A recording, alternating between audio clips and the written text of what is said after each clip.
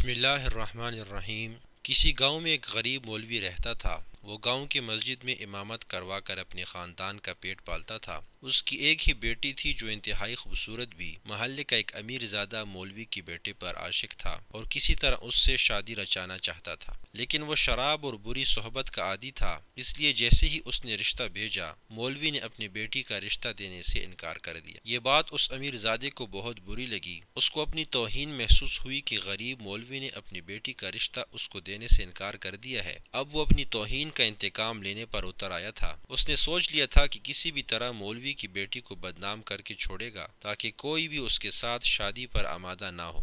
خدا کا کرنا یہ ہوا کہ کچھ عرصہ بعد مولوی کی بیٹی کو پیٹ میں درد ہونے لگا جو آہستہ آہستہ بڑھتا گیا۔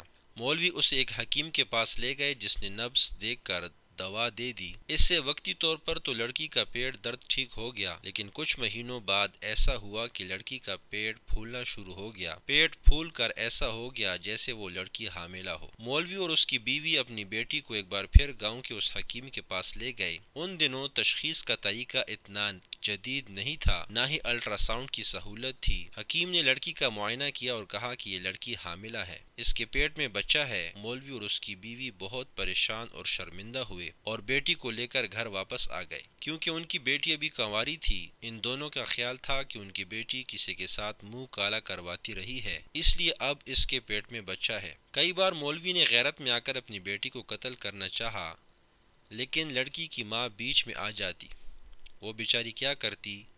ممتا کے جذبات سے مغلوب تھی، اپنی بیٹی کو قتل ہوتا نہیں دیکھ سکتی تھی۔ دوسری طرف وہ بگڑا امیر نوجوان جو موقع کی تلاش میں تھا، اس نے لڑکی کو حکیم کے پاس آتے جاتے دیکھ لیا تھا۔ ایک دن وہ حکیم کے پاس گیا اور کچھ نقدی حکیم کے ہاتھ پر رکھی تو حکیم نے سب کچھ اگل دیا کہ مولوی کی اکلوتی بیٹی بغیر شادی کے حاملہ ہو گئی ہے۔ بس پھر کیا تھا، نوجوان کے ہاتھ بدلہ لینے کا سنہری موقع آ گیا تھا، جس کے انتظار میں وہ کافی عرصے سے تھا۔ اس نے گاؤں کی میراثی کو بلایا اور کچھ پیسے دے کر کہا کہ یہ خبر گاؤں کے ہر گھر میں پہنچا دو۔ چنانچہ میراثی نے دنوں میں ہی یہ خبر ہر طرف پہنچا دی۔ اب گاؤں کے لوگ بات کی تصدیق کرنے مولوی کے گھر میں آنا شروع ہو گئے۔ جب انہوں نے پوچھا کہ تمہاری بیٹی سچ مچ حاملہ ہے تو مولوی نے چپ چاپ سر جھکا لیا۔ بس پھر کیا تھا، لوگوں نے مولوی سے گاؤں کی مسجد کی امامت واپس لے لی اور اس کو گاؤں چھوڑنے کی تھوڑی مہلت دے دی۔ اس بات سے مولوی اور اس کی بیوی شدید پریشان ہو گئے۔ ایک کے بعد دوسری مصیبت ان پر ٹوٹ پڑی تھی، جبکہ مولوی کی بیٹی جانتی تھی کہ وہ باکردار ہے اور اس نے بدکاری تو دور کی بات، کسی اجنبی کی طرف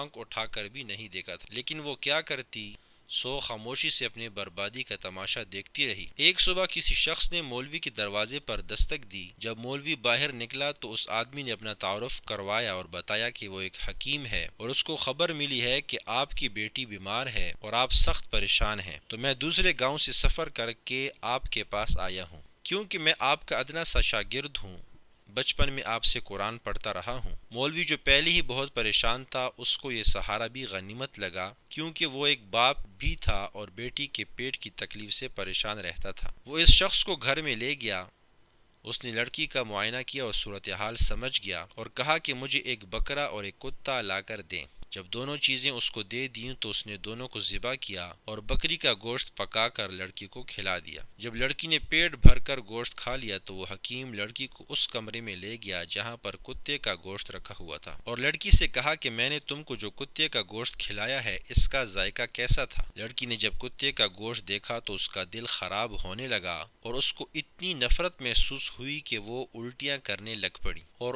اسی دوران اس کے پیٹ سے ایک بہت بڑا مینڈک برآمد ہوا اور لڑکی کی جان میں جان آئی۔ حکیم نے کہا کہ تم نے یقیناً برتن کے بغیر کسی نہر سے پانی پیا تھا اور تمہارے پیٹ میں مینڈک کا چھوٹا سا بچہ چلا گیا تھا جو وقت کے ساتھ بڑا ہوتا گیا۔ انفیکشن کی وجہ سے تمہارا پیٹ پھول گیا تھا، اب جلدی ہی سب ٹھیک ہو جائے گا۔ تب تک گاؤں کے کئی لوگ وہاں پہنچ گئے تھے جنہوں نے اپنی آنکھوں سے لڑکی کے پیٹ سے نکلا مینڈک دیکھ لیا، اور یوں سب نے لڑکی کے کردار کی پاکیزگی جان لی اور مولوی کے خلاف سازش کرنے والوں کو منہ کی کھانی پڑی۔